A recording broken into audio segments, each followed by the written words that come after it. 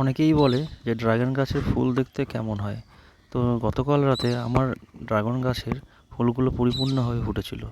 সেই জন্য আমি রাত্রেবেলা ছাদে উঠে আমার গাছের এই ফুলগুলোকে ক্যামেরাবন্দি করেছিলাম। বৃষ্টি হচ্ছিল, বৃষ্টির মধ্যেই আমি ক্যামেরা করছিলাম।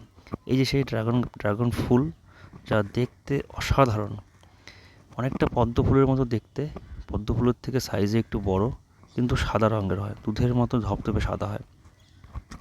এই ফুলগুলো থেকে অসাধারণ একটা গন্ধ বের হয়, যা আপনাকে মুগ্ধ করে দেবে। তো এই যে সেই ফুলের মধ্যে বৃষ্টির জল পড়ে ফুলগুলোর সৌন্দর্য আরও বাড়িয়ে তুলেছে। এই ফুলগুলোর একটাই একটাই খারাপ দিক, যে ফুলগুলো রাতে ফোটে এবং ভোরের মধ্যেই ফুলগুলো পুরো নেতিয়ে যায়, পুরো শুকিয়ে যায়। দিনের বেলাতে এই ফুলগুলো থাকে না।